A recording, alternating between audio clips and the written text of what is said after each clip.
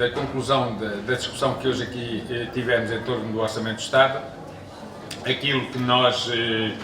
constatamos é que, de facto, se confirma que a educação e os seus profissionais, nomeadamente os docentes, para este Governo estão no grau zero das preocupações. E, portanto, estão completamente ausentes medidas para os professores ou medidas para resolver problemas que melhorariam as condições de trabalho, de aprendizagem dos alunos das escolas. Estando em dúvida a aprovação do Orçamento do Estado, como se sabe, aliás as notícias ainda hoje voltam a repetir isso, preocupa-nos que nas decisões que o Governo neste momento está a tentar encontrar para eventualmente viabilizar o Orçamento do Estado, a educação esteja completamente ausente, mais uma vez. Ou seja, são medidas que o Conselho de Ministros admite e, pelos vistos, já terá apontado no sentido de algumas virem a ser consideradas nas áreas da saúde, nas áreas do trabalho, nas áreas da cultura. São áreas importantíssimas e em relação às quais é bom que sejam aprovadas medidas que reforcem o investimento nelas e ainda assim, por aquilo que temos lido, são medidas insuficientes. Contudo, importante também era que a educação, que tantas vezes é repetida, nomeadamente pelos governantes, como sendo uma área decisiva para o futuro do país, continue na gaveta do esquecimento e, portanto, preocupa-nos que seja este o tratamento que é dado à educação em Portugal. Depois dizer que, a par da falta de respostas para problemas que nós sabemos todos que são problemas que estão hoje a constituir-se como fatores para que haja uma crescente falta de professores, e refiro-me aqui aos problemas de carreira dos professores, cada vez mais desvalorizada, até se dúvidas houvesse, estávamos aqui a confirmar ainda agora que, segundo o estudo da OCDE, entre 2005 e 2020 os salários dos docentes nos países da OCDE cresceram, não muito, claro, sabemos também, foi o tempo da pandemia já, entre 2% a 3%, em Portugal reduziram-se, desceram a 6%, portanto, precisamente o sentido inverso, e, portanto, problemas de carreira, salariais, questões de precariedade, que se arrastam há muitos anos, um envelhecimento que também tem a ver com o facto da aposentação ser algo que é sempre chutado para a frente e, portanto, os professores e o envelhecimento do corpo docente dos professores leva a que muitas vezes muitos jovens acabem por não ter lugar e até acabem por abandonar a profissão. Depois também aspectos relacionados com os horários de trabalho, portanto, a par destes problemas que afetam os professores, temos aí à frente também um erro tremendo que, a concretizar-se, poderá ter prejuízos até em alguns casos irreversíveis, que é a municipalização, que é, digamos, um processo que está previsto para ter lugar de uma forma generalizada a partir de março de 2022, queiram ou não queiram os municípios, mas a par de todos estes problemas, há depois uma atitude absolutamente intolerável, porque é antidemocrática, dos responsáveis do Ministério da Educação, atitude essa que bloqueia qualquer possibilidade de diálogo, qualquer possibilidade de negociação das matérias sobre as quais a FENPROF tem tantas vezes apresentado propostas que nem sequer a resposta merecem do Ministério e dos seus responsáveis, e em particular do Ministro. E foi neste quadro que a FENPROF, portanto um quadro que nós consideramos muito negativo, que a FENPROF decidiu convergir com outras organizações sindicais de professores e de educadores, a FNE, o SPRIU, o CIP, a ASPL, o SINAP, o SINDEP, o SPLEU, portanto são várias organizações sindicais, decidiu então convergir com essas organizações e convocar uma greve nacional de professores e educadores para o próximo dia 5 de novembro.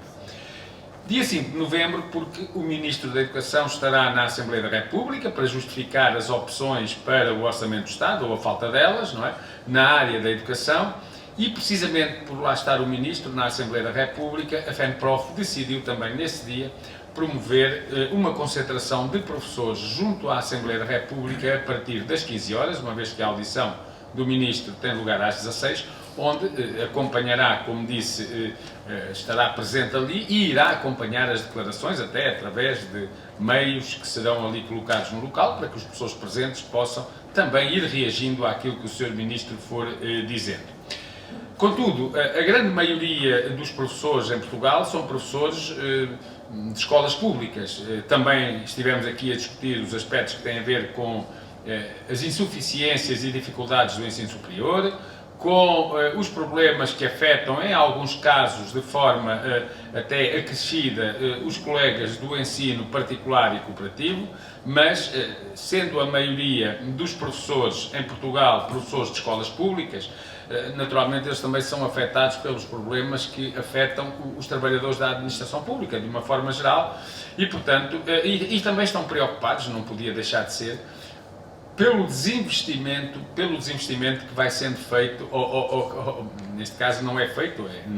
é investimento pelo Governo na área da educação, porque isto faz com que o serviço público de educação, tal como outros serviços públicos, possam perder qualidade. E nós sabemos que os portugueses acreditam nesse serviço público. E não foi por acaso que no tal estudo de opinião que a DEC divulgou há poucos dias, não é? Que a semana passada, penso, que sobre as instituições em relação às quais os portugueses tinham mais confiança, a escola pública aparece em primeiro lugar, à frente de outras, nomeadamente da própria Presidência da República ou do Serviço Nacional de Saúde, ou seja, os profissionais da educação não podem de se sentir orgulhosos porque sabem que contribuem e de que forma para a confiança que os portugueses têm na escola pública, mas também sabem que as dificuldades para conseguir manter as respostas que os portugueses querem e com a qualidade que ela tem, vão sendo cada vez maiores se, de facto, não houver investimento na área, não houver investimento na educação, não houver investimento na escola pública e, portanto, também consideramos hoje aqui que era extremamente importante, porque a defesa de serviços públicos e dos direitos dos trabalhadores da administração pública está presente na greve convocada para dia 12 de novembro. A FENPROF irá também apresentar um pré-aviso de greve para o dia 12 de novembro, convergindo assim, neste caso, com as organizações sindicais da administração pública, dos trabalhadores da administração pública, sabendo-se já que tanto a Frente Comum de Sindicatos, que a maioria dos nossos sindicatos integra, como a FESAP, que estão nessa greve e, portanto, os professores também estarão, porque também são abrangidos, ou melhor, também são vítimas e alvo dos problemas que ali existem. Depois dizer que também decidimos, aliás já tínhamos anunciado, mas de facto só a partir de segunda-feira é que se efetivará,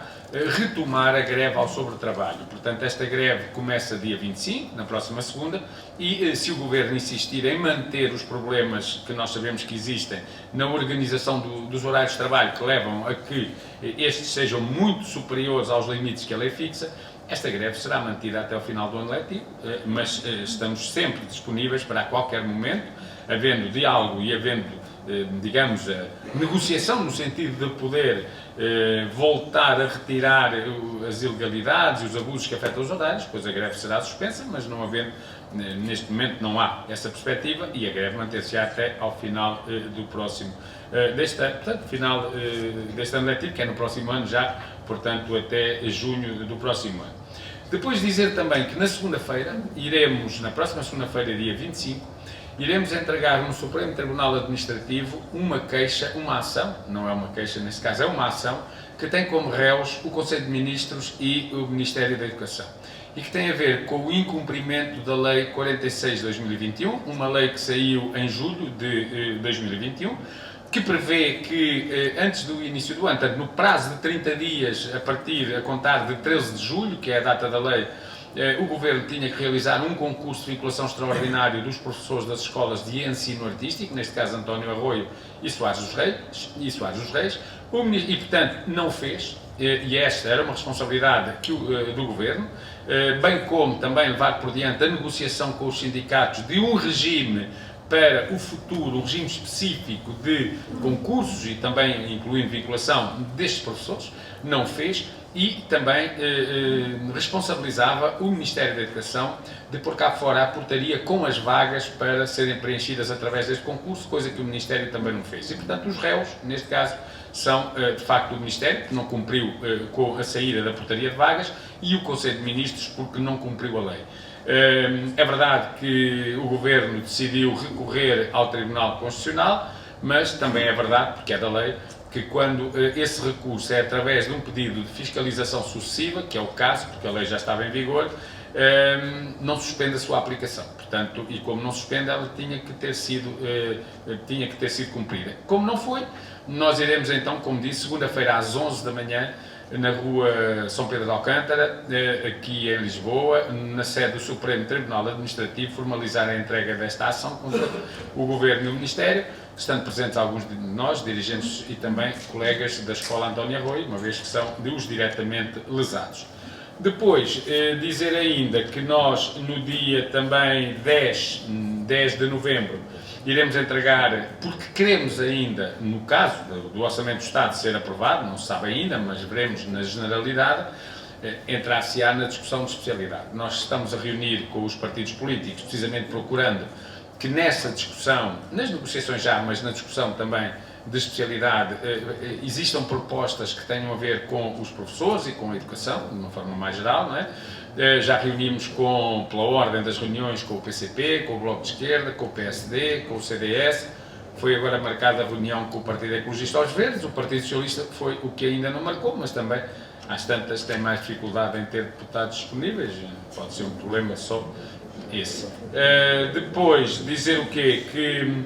portanto, no dia 10 de novembro, entregaremos na Assembleia da República uma petição, e, portanto, fazemos-lo ainda em tempo útil, uma vez que,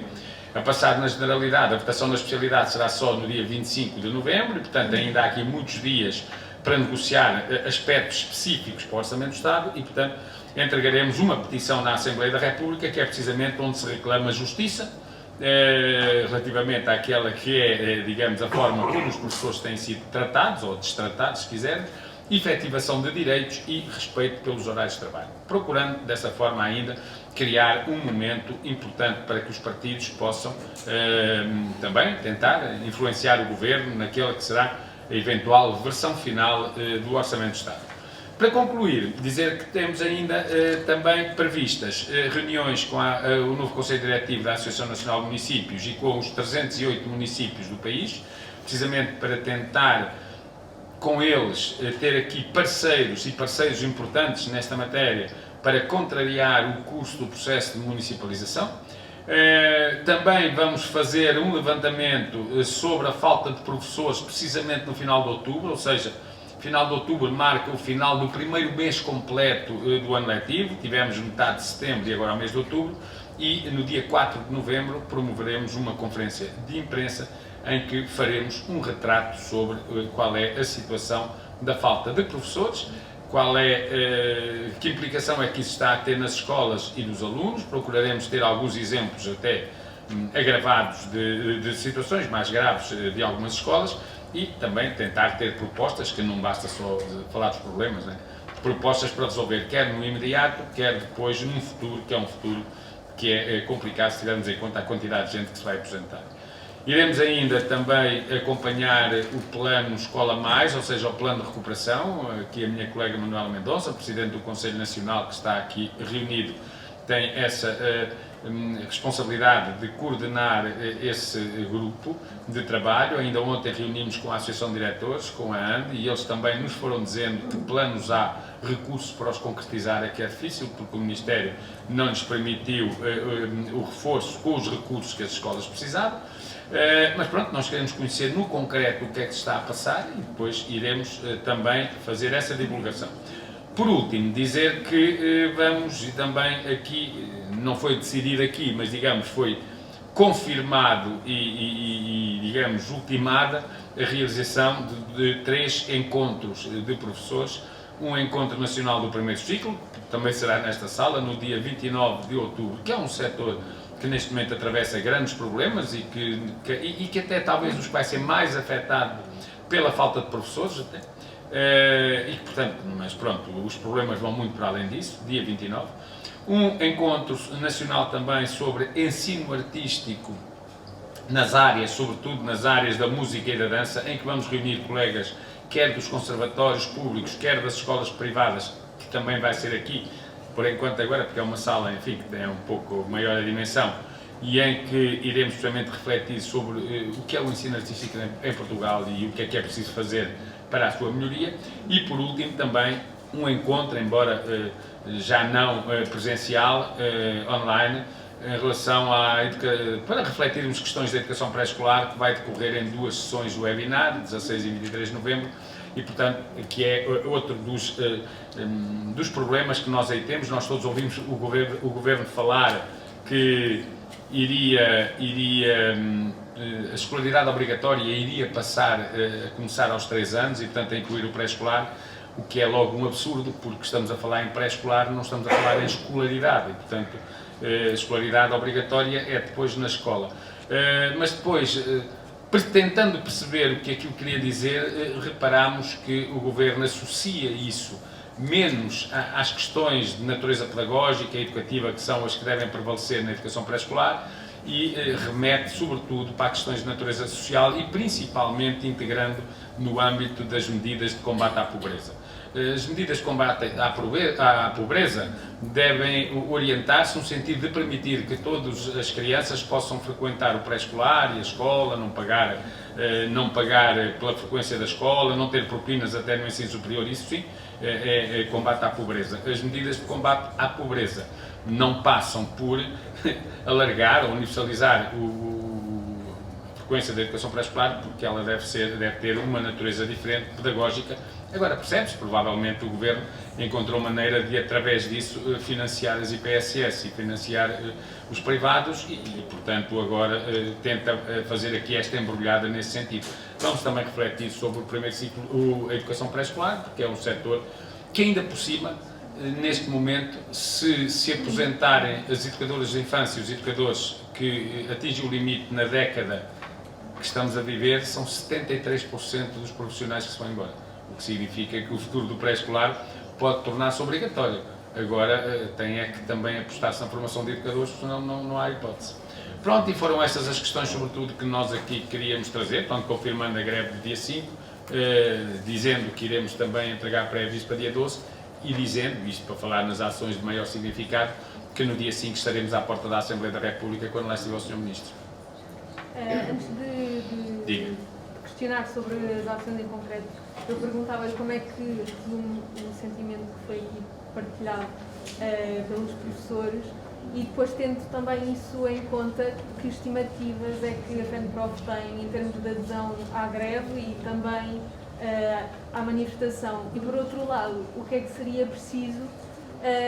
para fazer recuar nessa paralisação? Sim. Nós, em relação à greve, aquilo que nós estimamos é aquilo que é necessário. O que é necessário é uma grande greve. O que é que isso significa? Pois os professores dirão, nós estamos a trabalhar muito nas escolas, estamos a realizar plenários, reuniões, a participação dos professores é grande, a insatisfação dos professores é muito grande, digamos, a compreensão dos professores para a necessidade de lutar é enorme, e a percepção dos professores de que têm feito um esforço tremendo e mais neste tempo que nós vivemos para que tudo corra o menos mal possível e, portanto, o melhor que for possível nestas condições em que temos estado a trabalhar e que depois isso não tem um reconhecimento nem em palavras, que às vezes ainda tinha, agora nem em palavras. Passou o dia 5 de outubro, Dia Mundial dos Professores, e do Ministério da Educação não só ouviu uma palavra de valorização, de reconhecimento, de saudação que fosse aos professores, zero, foi como se não houvesse professores, mas também não há uma medida. Portanto, vamos lá ver. Nós sabemos que o país ainda não superou as dificuldades do ponto de vista económico e social, pelo contrário, estamos a vivê-las bem, que já existiam e que se agravaram com a pandemia. E, portanto, nós não vamos dizer que precisamos recuperar o tempo de serviço e, portanto, o Governo tem que fazer no Orçamento de 2022, ou que tem que dar um combate à precariedade e meter nos quadros toda a gente com 3 anos de serviço. Não é? Portanto, nós temos consciência que os problemas dos professores, e sendo muitos, e das escolas, mas agora falando aqui dos professores, são problemas que não se resolvem num ano e não se resolvem todos de uma vez. Agora, o que nós não toleramos é que não haja um sinal, que seja um sinal de vontade de, pelo menos, começar a dar resposta a esses problemas. E o Orçamento do Estado não dá um sinal. Aliás, é curioso que é um orçamento que, e temos-lo dito, em 391 páginas, com quase 500 mil de caracteres, não tem uma vez a palavra professor. E, portanto, porque passa ao lado dos professores. E, portanto, não há ali um sinal de abertura para começar a dar resposta a estes problemas, e nós estamos a falar do 3º orçamento da legislatura, estamos a falar, por isso, do penúltimo orçamento da legislatura, e estamos a falar de um governo que foi eleito com um programa eleitoral que tinha aos professores referências muitas aos professores, dizendo até que não haveria futuro para a educação sem a valorização dos professores, sem professores que se sentissem reconhecidos, sem carreiras estabilizadas e previsíveis, sem combate à precariedade. Bem, quer dizer, nós fôssemos daquela conversa que estávamos todos neles e depois a seguir são eleitos e não fazem uma medida. E não há uma coisa. E nós estamos a entrar na fase final da legislatura. O penúltimo orçamento da legislatura, o próximo será o orçamento eleitoralista, o que é natural, pronto, é o ano das eleições, com muitas promessas que depois, algumas, a maior parte, quase todas, ficam por cumprir, e este é a prova. Este orçamento terá de ser, e é necessariamente, aquele que vai ou não provar, confirmar, que aquilo que foi dito foi com honestidade, e não foi apenas por razões eleitorais, e foi com a convicção de que era para fazer. Agora, é óbvio que entre 2019 e este ano se meteu uma pandemia, e, portanto, se calhar algumas das medidas que poderiam ser tomadas, ou que deveriam ser tomadas, não é possível, mas nós compreendemos isso. O que não compreendemos é que seja zero, seja o deserto completo. O que nós não compreendemos é que as pessoas sejam simplesmente esquecidos, e, portanto, seja como se não existisse. Aquele é um orçamento que foi feito para um país onde não há professores. Mas os países todos têm professores porque sem eles não há escola, não há educação, não há futuro. E, portanto, esse sinal não está dado. Aliás, nem sequer houve da parte do Ministro da Educação a preocupação, por exemplo, de chamar lá as organizações sindicais e explicar porque é que aquele orçamento é assim, ou perguntar-nos o que é que nós estaríamos dispostos a ir até onde para que pudesse haver esse tal sinal. Não.